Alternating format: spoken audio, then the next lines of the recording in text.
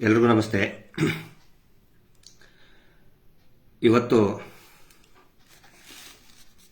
ಚಾಮರಾಜನಗರ ಜಿಲ್ಲೆಯಲ್ಲಿ micro finance ಬಗ್ಗೆ ಕಳೆದ ಸುಮಾರು 15 ದಿನದಿಂದ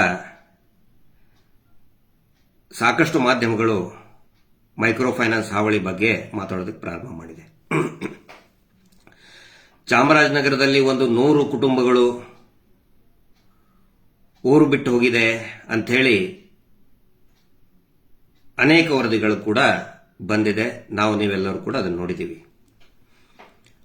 ಆದರೆ ಕಳೆದ ವರ್ಷ ಜುಲೈನಲ್ಲಿ ಆವಾಗಲೇ ನಮ್ಮ ಸೌಜನ್ಯ ಟೀಮ್ ಏನಿದೆ ಚಾಮರಾಜನಗರ ಜಿಲ್ಲೆಯ ಜಿಲ್ಲಾಧಿಕಾರಿಗಳಿಗೆ ಆವಾಗಲೇ ನಾವು ಅಲರ್ಟ್ ಮಾಡಿದ್ವಿ, ಎಚ್ಚರಿಸಿದ್ವಿ. ಬರೀ ಚಾಮರಾಜನಗರ ಜಿಲ್ಲೆ ಒಂದೇ ಅಲ್ಲ, ಸೌಜನ್ಯ ಪರ ಹೋರಾಟಗಾರರು ಎಲ್ಲಾ ಜಿಲ್ಲೆಯ ಎಸ್ಪಿಗಳಿಗೆ, ಎಸ್ಪಿ ಅಂತ ಹೇಳಿದರೆ ಸೂಪರಿಂಟೆಂಡೆಂಟ್ ಆಫ್ ಪೊಲೀಸ್, ಇವರು ಸೇವಾ ಪ್ರತಿನಿಧಿ, ಸುಲಿಗೆ ಪ್ರತಿನಿಧಿ ಅಲ್ಲ, ಜಿಲ್ಲಾಧಿಕಾರಿಗಳಿಗೆ, ಮಾನ್ಯ ನ್ಯಾಯಾಲಯಕ್ಕೆ, ಪೊಲೀಸ್ ಮಹಾನಿರ್ದೇಶಕರಿಗೆ ನಿರಂತರವಾಗಿ ಪತ್ರ ಮುಖೇನ ಎಚ್ಚರಿಸ್ತಾನೆ ಬಂದಿದ್ದೀವಿ. ಈಗ ಜನರು ಊರು ಬಿಟ್ಟರು, ಚಾಮರಾಜನಗರದಲ್ಲಿ 100 ಕುಟುಂಬಗಳು ಊರು ಬಿಟ್ಟು ಅಂತ ಹೇಳಿ ಸುದ್ದಿ ಮಾಡಿದ್ರು. ಅದು ಒಳ್ಳೆ ಬೆಳವಣಿಗೆ. ಯಾಕಂದ್ರೆ ಪ್ರಮುಖ ಸ್ಯಾಟಲೈಟ್ ಚಾನೆಲ್ಗಳು, ಪತ್ರಿಕೆಗಳು ಬರಿತಾ ಇದೆ. ಆದರೆ ಊರು ಬಿಟ್ಟವರು ಎಲ್ಲಿ ಹೋದ್ರು ಅಂತ ಹೇಳಿ ಅನ್ನೋದ್ರ ಬಗ್ಗೆ ಬೆಂಗಳೂರಿನಲ್ಲಿ ಮೊನ್ನೆ ಹೋಗಿ ನಮ್ಮ ತಂಡ ಅವ್ರನ್ನ ಮಾತಾಡಿಸಿ ಮತ್ತೆ ಅವರು ಗ್ರಾಮಕ್ಕೆ ಮರಳಿ ಕಳಿಸುವಂತಹ ಪ್ರಯತ್ನ ಕೂಡ ನಾವು ಮಾಡ್ತಾ ಇದ್ವಿ.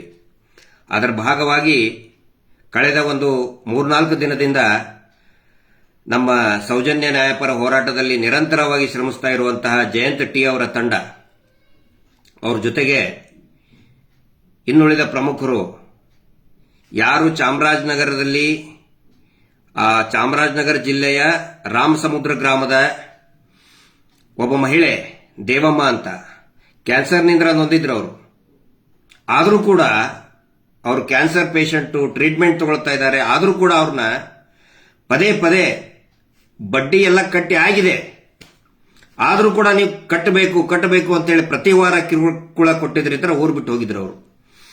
ಅವರನ್ನ ನಮ್ಮ ಟೀಮ್ ಏನಿದೆ ನಿನ್ನೆ ಯಶಸ್ವಿಯಾಗಿ ಮತ್ತೆ ಅವರಿಗೆ ಒಂದು ಧೈರ್ಯವನ್ನು ತುಂಬಿ, ನಿಮ್ಮ ಜೊತೆಗೆ ನಾವಿದ್ದೀವಿ ಅಂತ ಹೇಳಿ ಅವರಿಗೆ ಕಾನೂನಿನ ಅರಿವನ್ನು ಮೂಡಿಸಿ ಮತ್ತೆ ಅವರ ಗ್ರಾಮಕ್ಕೆ ಬಿಟ್ಟು ಬಂದಿದ್ದಾರೆ.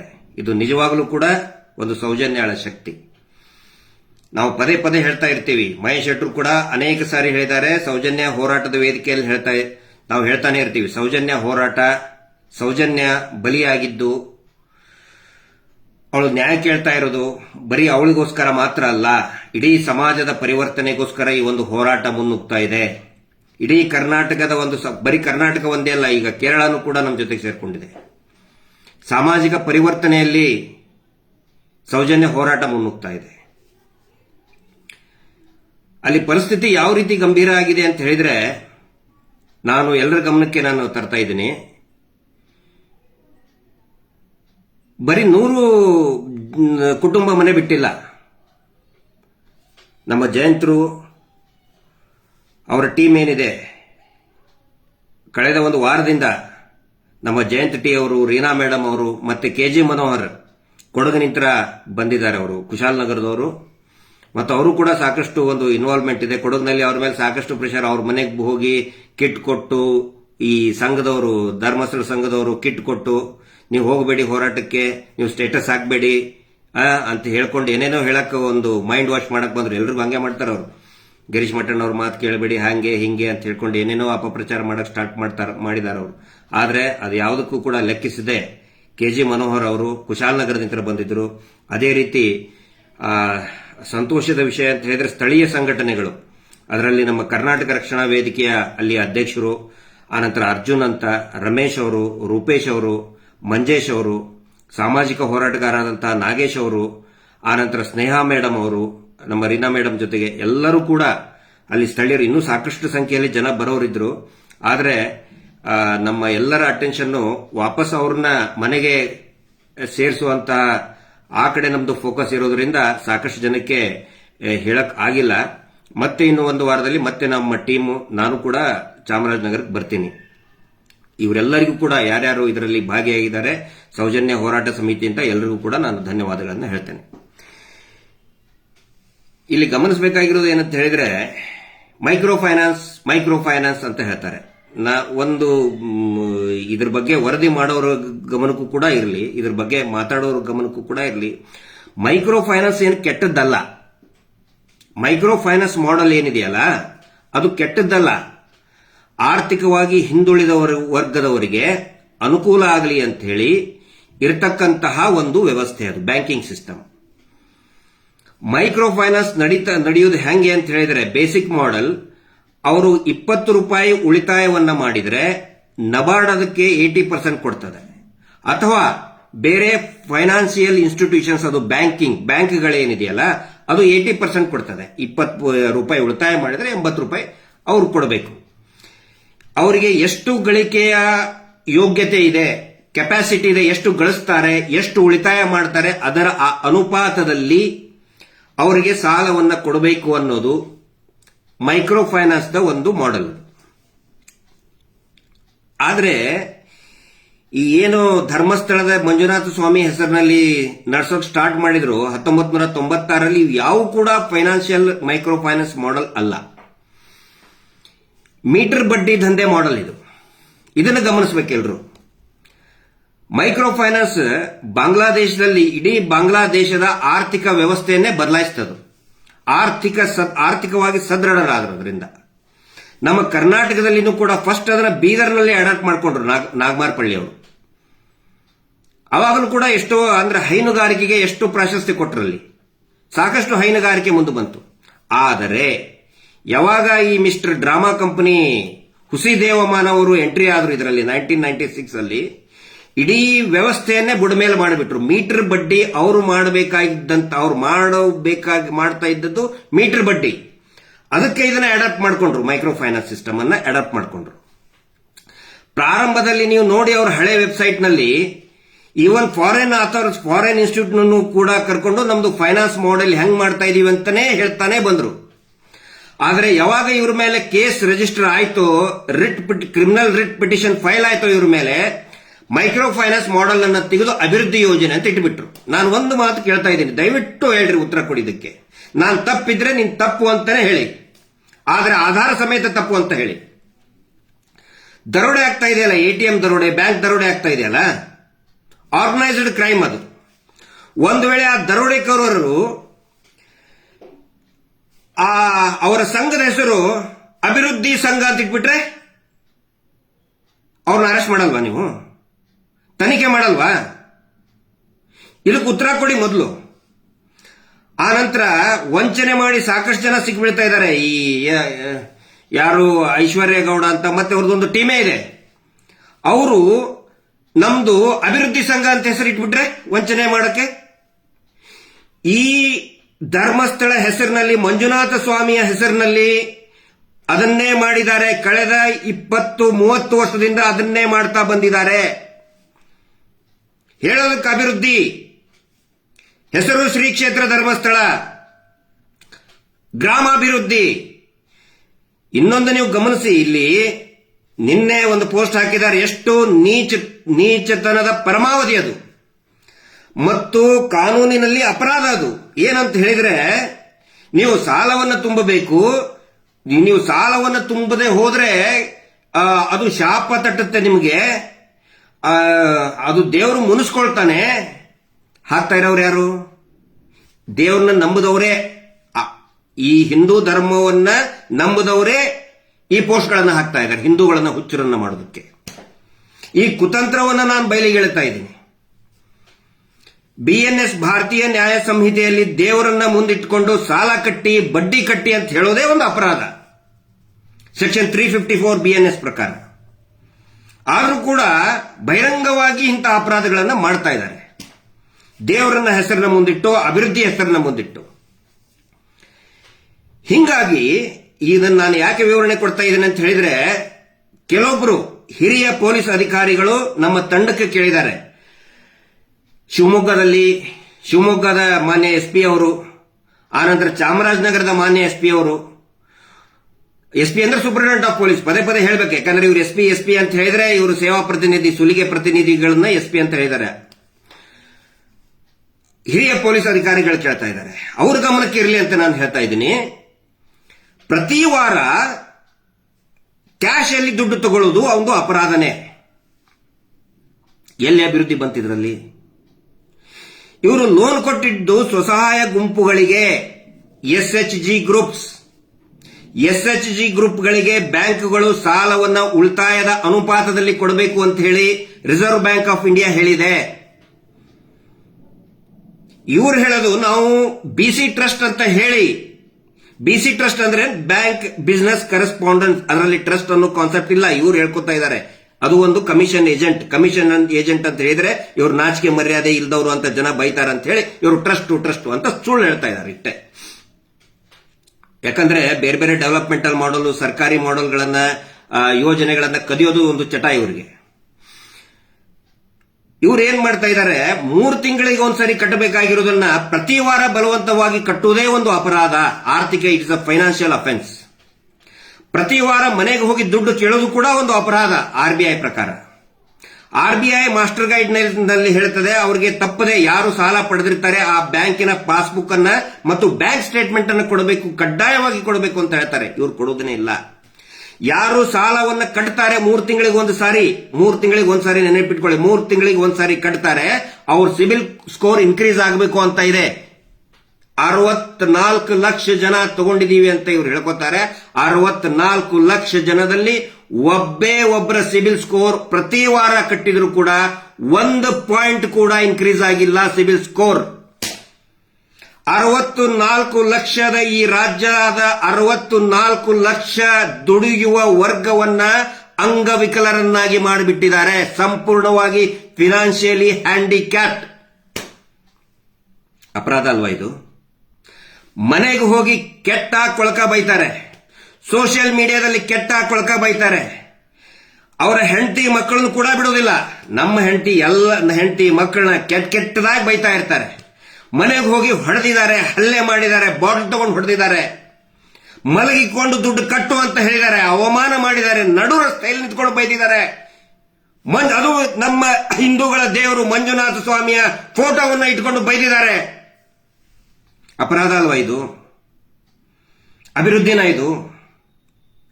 ಮೊನ್ನೆ ರಾಯಚೂರು ಜಿಲ್ಲೆ ಸಿಂಧನೂರು ತಾಲೂಕಿನಿಂದ ಒಂದು ಕುಟುಂಬ ಅಂತವ್ 1000 ಕುಟುಂಬ ಬಂದಿದೆ, ಗುಳೆ ಎದ್ದು ಬಂದಿದೆ. ಇವ್ರು ಕಾಟ ತಡಿಲಾರದೆ ಅವರ ಪಾಸ್ಬುಕ್ ಅಲ್ಲಿ ಬರೆದಿದೆ ಏನಂತ ಹೇಳಿದ್ರೆ, ದುಡ್ಡು ಟ್ರಾನ್ಸ್ಫರ್ ಆಗಿದ್ದು ಅದರಲ್ಲಿದೆ SKDRDP, ಪಾಸ್ಬುಕ್ ಅಲ್ಲೇ ಇದೆ SKDRDP ಇಂದ ಟ್ರಾನ್ಸ್ಫರ್ ಆಗಿದೆ ಅಂತ ಹೇಳಿ. ಆದ್ರೆ ಈ ಹುಸಿ ದೇವಮಾನವರು ಹೇಳ್ತಾರೆ ಒಂದು ಟಿವಿ ಚಾನೆಲ್ ನಲ್ಲಿ, ಬ್ಯಾಂಕಿನಿಂದ ನೇರವಾಗಿ ನಾವು ಸಾಲ ಕೊಡಿಸುವುದು ಅಂತ ಹೇಳಿ ನ್ಯೂಸ್ 18 ಟಿವಿ ಚಾನೆಲ್ ನಲ್ಲಿ ಹೇಳ್ತಾರೆ. ಬ್ಯಾಂಕಿನಿಂದ ನೇರವಾಗಿ ಸಾಲ ಕೊಟ್ರೆ ಸ್ವಾಮಿ, ಅಮೌಂಟ್ ಟ್ರಾನ್ಸ್ಫರ್ಡ್ ಫ್ರಮ್ SKDRDP ಅಂತ ಹೇಗೆ ಬಂತು? ಅಪರಾಧ ಅಲ್ವಾ ಇದು? ಫ್ರಾಡ್ ಅಲ್ವಾ ಇದು?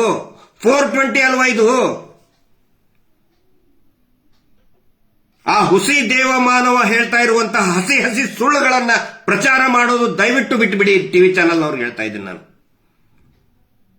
ಟಿವಿ ಚಾನೆಲ್ ಅವ್ರಿಗೆ, ಪತ್ರಿಕೆಯವ್ರಿಗೆ, ದೊಡ್ಡ ಪತ್ರಿಕೆಯವ್ರಿಗೆ ಅವ್ರದ್ದು ಇಂಟರ್ವ್ಯೂ ತಗೊಳ್ಳೋದು, ದೊಡ್ಡದಾಗಿ ಅವ್ರ ಬಗ್ಗೆ ಹಸಿ ಸುಳ್ಳುಗಳನ್ನ ಪ್ರಚಾರ ಮಾಡೋದು ಬಿಡಿ.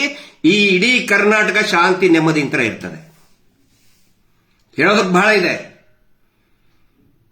ನಾನು ಎಲ್ರಿಗೂ ವಿನಂತಿ ಮಾಡ್ಕೊತಾ ಇದ್ದೀನಿ, ನಾನು ದುರಹಂಕಾರದಿಂದ ನಾವು ಸಿಟ್ಟಲ್ಲಿ ಮಾತಾಡಬಹುದು ನಾವು, ಆದ್ರೆ ನಮಗೆ ಸೌಜನ್ಯ ಹೋರಾಟದ ಒಂದು ನಿಯಮ ಇದೆ.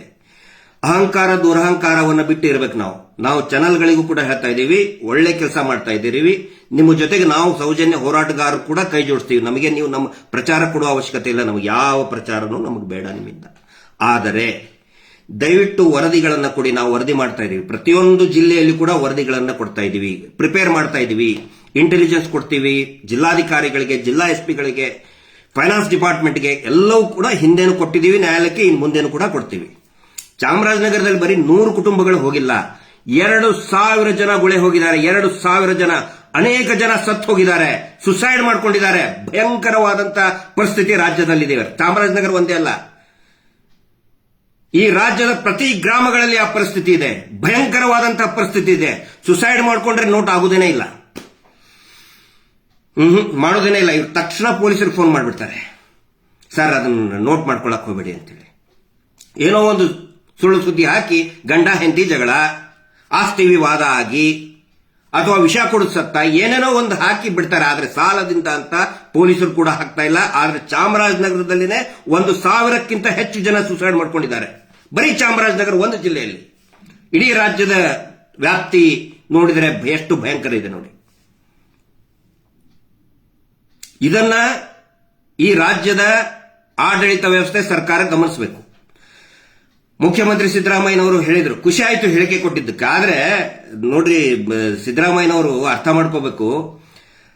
ಅಹಿಂದ ನಾಯಕರು ಸಿದ್ದರಾಮಯ್ಯನವರು, ಅಲ್ಪಸಂಖ್ಯಾತ, ಹಿಂದುಳಿದ, ದಲಿತ, ಈ ಮೀಟರ್ ಬಡ್ಡಿ ದಂಧೆಯಿಂದ ಕಂಗೆಟ್ಟವ್ರು ಯಾರು?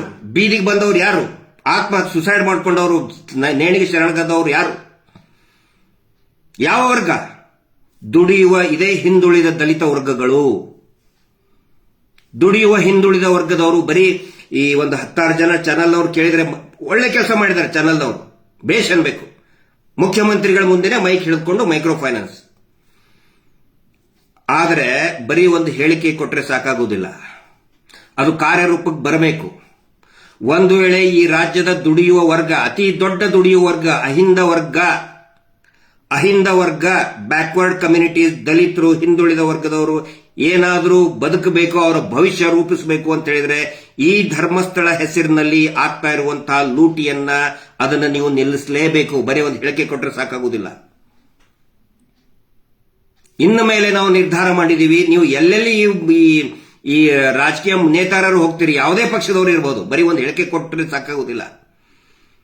ಅಲ್ಲೆಲ್ಲೆಲ್ಲ ಕಪ್ಪು ಬಾವುಟ ಪ್ರದರ್ಶನವನ್ನ ಇನ್ನು ಮೇಲೆ ಪ್ರಾರಂಭ ಆಗುತ್ತೆ. ನೆನಪಿಟ್ಕೊಳ್ಳಿ, ಇದನ್ನ ನಾವು ಸುಮ್ಮನೆ ಬಿಡುವುದಿಲ್ಲ. ಇದನ್ನ ಇವರು ಪ್ರಚಾರ ಮಾಡ್ತಾ ಇದ್ದಾರೆ. ಮೊನ್ನೆ ಹೈಕೋರ್ಟ್ ಅಲ್ಲಿ ಏನೋ ಇದನ್ನಾಯ್ತು. ನಾನು ಪೂರ್ತಿಯಾಗಿ ಹೈಕೋರ್ಟ್ ಅಲ್ಲಿ ಹಾಲ್ ಅಲ್ಲಿ ನಾನು ನಿಂತ್ಕೊಂಡವನು. ಎಷ್ಟು ಸುಳ್ಳು ಪ್ರಚಾರ ಮಾಡ್ತಾ ಇದ್ದಾರೆ ಈ ಧರ್ಮಸ್ಥಳ ಹೆಸರಿನ ಈ ಧರ್ಮೋದ್ಯಮಿಗಳು ಅಂತ ಹೇಳಿದ್ರೆ, ಅವರ ಟೀಮ್ ಏನಿದೆ ಎಲ್ಲಾ ಈ ಪ್ರತಿನಿಧಿಗಳು ಹೇಳಿ ಸ್ಟೇಟಸ್ ಅಲ್ಲಿ ಹಾಕೊಂಡಿದ್ದಾರೆ. ಅಪ್ಪಟ ಸುಳ್ಳು. ಏನಂತ ಹೇಳಿದ್ರೆ, ಈ SKDRDP ವಿರುದ್ಧ ಏನು ಮಾತಾಡಬಾರದು ಅಂತ ಹೈಕೋರ್ಟ್ ಆದೇಶ ಆಗಿದೆ ಅಂತ ಹೇಳಿ. ಆ ನಂತರ ಒಂದು ಬೇಸರದ ಸಂಗತಿ ಅಂತ ಹೇಳಿದ್ರೆ, ಈ ಪತ್ರಿಕೆಯವರು ಕೂಡ ಅದನ್ನೇ ಬರೆದು ಬಿಟ್ಟಿದ್ದಾರೆ. ಆದೇಶ ಕಾಪಿ ಸಿಗ್ತಾ ಯಾರಿಗಾದರೂ? ಈ ಟಿವಿ ಚಾನಲ್ ಪತ್ರಿಕೆಯವರು ಬರೆದಿದ್ದಾರೆ, ಅವ್ರಿಗೆ ನಾನು ಕೇಳ್ತಾ ಇದ್ದೀನಿ, ನಮ್ರವಾಗಿ ನಾನು ಕೇಳ್ತಾ ಇದ್ದೀನಿ, ಆದೇಶ ಕಾಪಿ ಇಲ್ಲದೆ ನೀವು ಹೆಂಗೆ ಹಾಕಿದ್ರಿ ಅದನ್ನ? ಮಹೇಶ್ ಶೆಟ್ಟಿ ತಿಮ್ರೋಡಿ ಅವರಿಗೆ ಬೈಬಾರ್ದು ಅಂತ ಹೇಳಿದ್ದಾರೆ. ಹೌದು, ಅದರ ಜೊತೆಗೆ ಇನ್ನೂ ಹೇಳಿದ್ದಾರೆ. ಏನಂತ?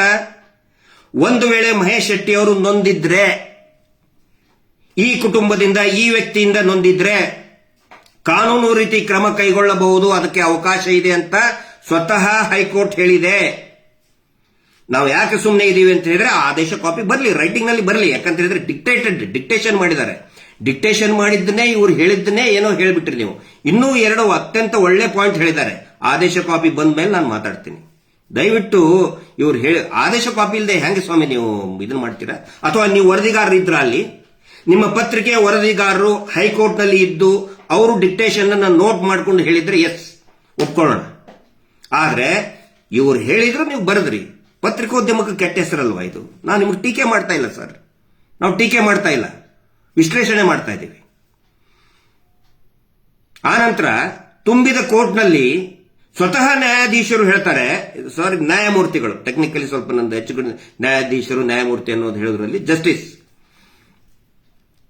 Court hall number 9 justice Devadas ಅವರು ಹೇಳ್ತಾರೆ, ಶ್ರೀಯುತ ದೇವದಾಸ್ ಅವರು, ವಿತ್ ಆಲ್ ರೆಸ್ಪೆಕ್ಟ್ ನಾನು ಹೇಳ್ತಾ ಇದ್ದೀನಿ, ಅಪಾಲಜಿ ನೀವು ಲೆಟರ್ ಕೇಳಬೇಕು ಅಂತ ಹೇಳೋದು ಎಷ್ಟು ಸರಿ? ಇವರಿಗೆ ಬೈಬಾರ್ದು ಅಂತ ಅಪಾಲಜಿ ಕೊಡಿ ಅಂತ ಹೇಳೋದು ಎಷ್ಟು ಸರಿ? ಇವರ ಮೇಲೆ ಒಂದು ಕಡಿಮೆ ಅಂದ್ರೆ ಈಗ ಒಂದು 40 NCR ಆಗಿದೆ, ಅದು ತಮಗೆ ಗೊತ್ತಿದೆಯಾ? ನ್ಯಾಯಾಲಯಕ್ಕೆ ಗೊತ್ತಿಲ್ವಾ?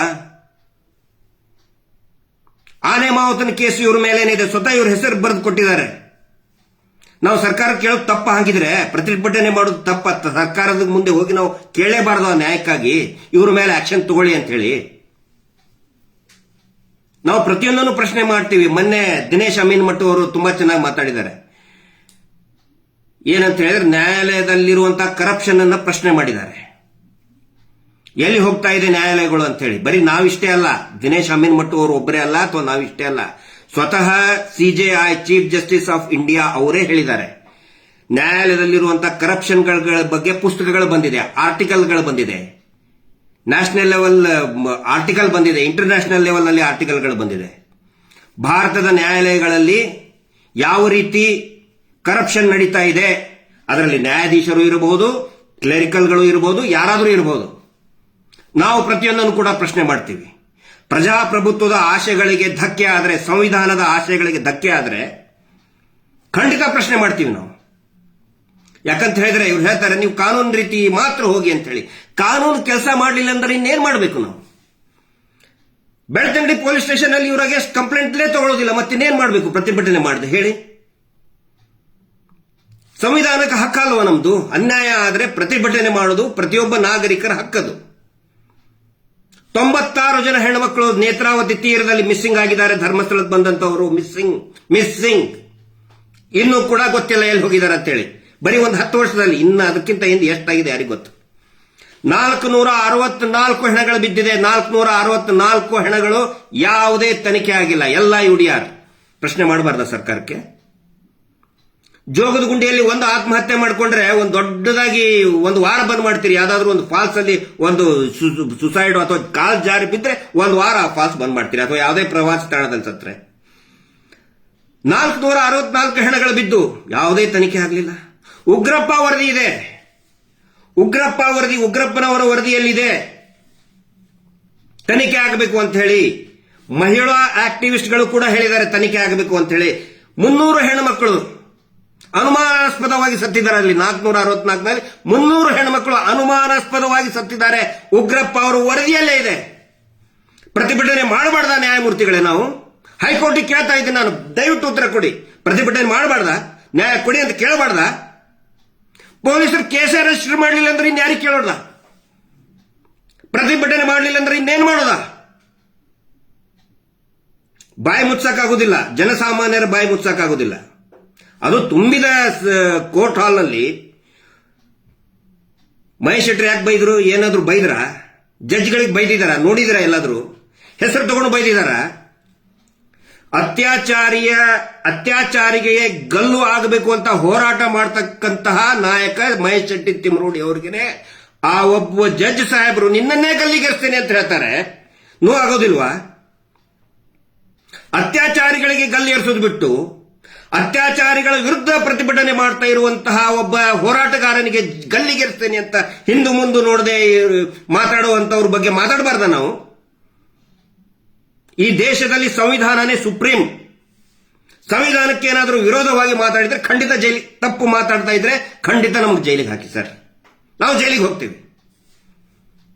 ಮಾತಾಡಬಾರ್ದು ಇದ್ರ ಬಗ್ಗೆ. ಹಸಿ ಸುಳ್ಳು ಹೇಳ್ತಾ ಇದಾರಲ್ಲ, ನೇರವಾಗಿ ಬ್ಯಾಂಕಿನಿಂದ ಸಾಲ ಕೊಡ್ತೀವಿ ಅಂತೇಳಿ ಟಿವಿ ಚಾನೆಲ್ ನಲ್ಲಿ ಹೇಳ್ತಾರೆ. ಪಾಸ್ಬುಕ್ ನಲ್ಲಿ ನೋಡಿದ್ರೆ ಇವರದೇ ಟ್ರಸ್ಟ್ ಇಂದ ಟ್ರಾನ್ಸ್ಫರ್ ಮಾಡ್ತಾ ಇದ್ದಾರೆ. ಲೂಟಿ ಅಲ್ವಾ ಇದು? ಅದನ್ನು ನಾವು ಕೇಳ್ತಾ ಇದ್ದೀವಿ. ಮಂಜುನಾಥ ಸ್ವಾಮಿ ಹೆಸರು ಇಟ್ಕೊಂಡು ಬಡ್ಡಿ ವಸೂಲು ಮಾಡೋದು ಅಪರಾಧ ಅಲ್ವಾ? BNS ನಲ್ಲಿ ಸೆಕ್ಷನ್ 354 ತೆಗೆದು ನೋಡಿ. ಮಾತಾಡಬಾರ್ದ ನಾವು?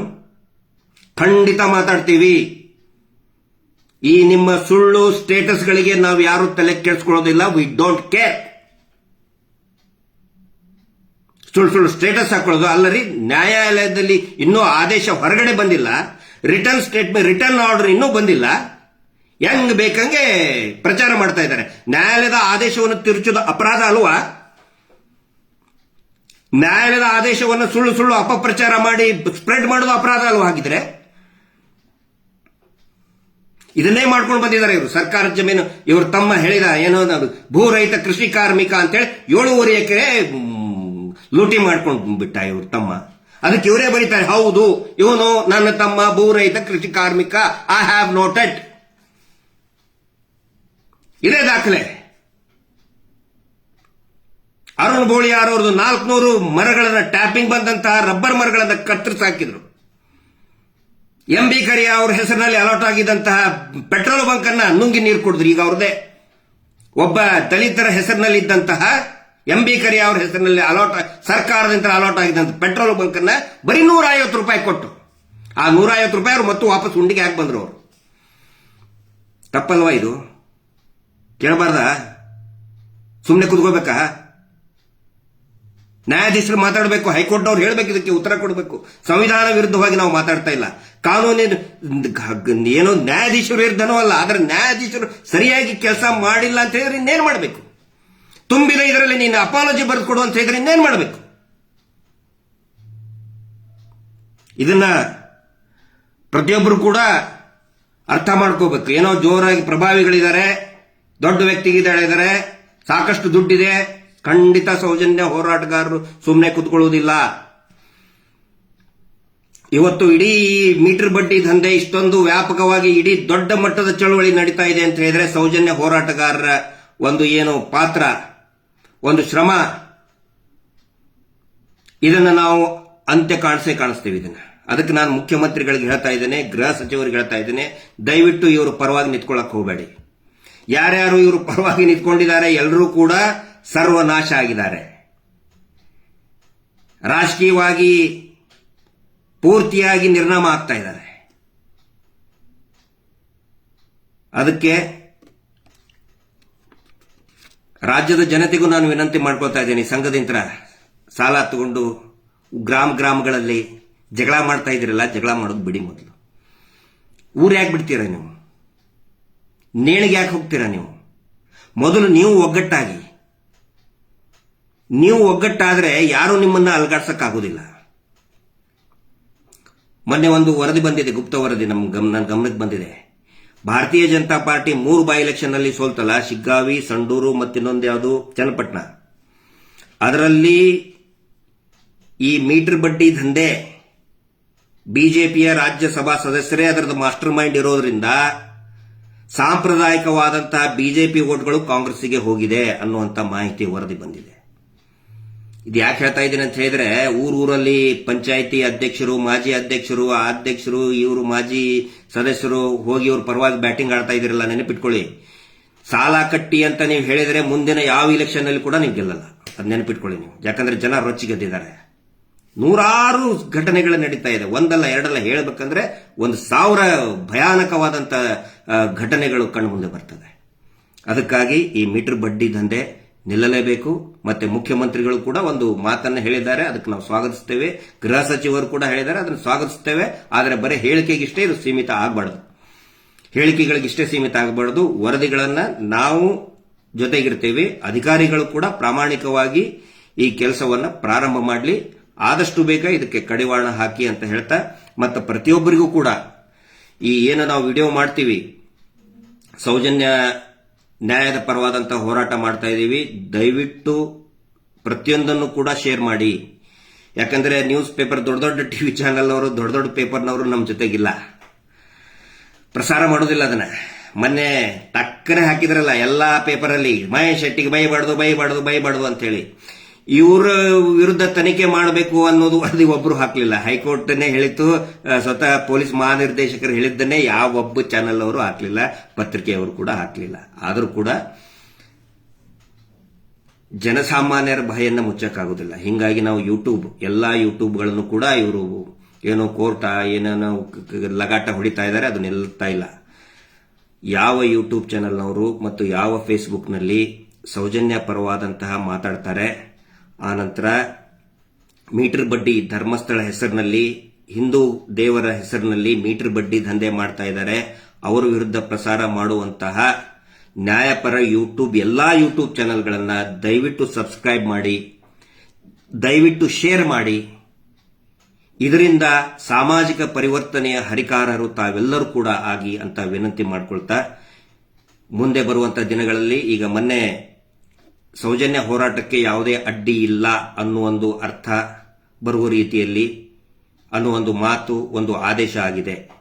ಇನ್ನು ಮೇಲೆ ಇಡೀ ರಾಜ್ಯಾದ್ಯಂತ ಸೌಜನ್ಯ ಹೋರಾಟವನ್ನ ಮಾನ್ಯ ಮಹೇಶ್ ಶೆಟ್ಟಿ ತಿಮರೋಡಿ ಅವರ ನೇತೃತ್ವದಲ್ಲಿ ಸೌಜನ್ಯ ಕುಟುಂಬದ ಅವರ ತಾಯಿ ನಮ್ಮ ಚಂದಪ್ಪ ಗೌಡರು ಇನ್ನಿಲ್ಲ, ಆದರೆ ಸೌಜನ್ಯಳ ತಾಯಿ, ಅವರ ಮಾವ, ಅವರ ಇಡೀ ಕುಟುಂಬ ಗಟ್ಟಿಯಾಗಿ ನಿಂತ್ಕೊಂಡಿದ್ದಾರೆ. ಅವರೆಲ್ಲರ ಜೊತೆಗೆ ನಿಂತ್ಕೊಂಡು ಇಡೀ ರಾಜ್ಯಾದ್ಯಂತ ಮತ್ತೆ ಅನೇಕ ಸೌಜನ್ಯ ನ್ಯಾಯಪರ ಹೋರಾಟಗಳನ್ನು ಮತ್ತು ಧರ್ಮಸ್ಥಳದಲ್ಲಿ ನಮ್ಮ ಹಿಂದೂ ದೇವಸ್ಥಾನವನ್ನ ಮುಂದೆ ಇಟ್ಕೊಂಡು ಅತ್ಯಾಚಾರ ಮಾಡಿದಂತಹ, ಮೀಟರ್ ಬಡ್ಡಿ ದಂಧೆ ನಡೆಸ್ತಾ ಇರುವಂತಹ ಕುಟುಂಬದ ವಿರುದ್ಧ ಕ್ರಮ ಕೈಗೊಳ್ಳಬೇಕು ಅಂತ ಹೇಳಿ, ಕಾನೂನು ರೀತಿ ಕ್ರಮ ಕೈಗೊಳ್ಳಬೇಕು ಅಂತ ಹೇಳಿ ಇಡೀ ರಾಜ್ಯಾದ್ಯಂತ ನಾವು ಪ್ರತಿಭಟನೆಗಳನ್ನು, ಹೋರಾಟಗಳನ್ನು ಹಮ್ಮಿಕೋತೀವಿ. ದಯವಿಟ್ಟು ಪ್ರತಿಯೊಬ್ಬ ಜನಸಾಮಾನ್ಯರು ಕೂಡ ಈ ಹೋರಾಟದಲ್ಲಿ ಕೈ ಜೋಡಿಸಿ ಅಂತ ಹೇಳ್ತಾ ಇವತ್ತಿನ ಈ ಲೈವ್ ಮಾತನ್ನು ಮುಗಿಸ್ತಾ ಇದ್ದೀನಿ. Justice for Soujanya. ನಮಸ್ತೆ.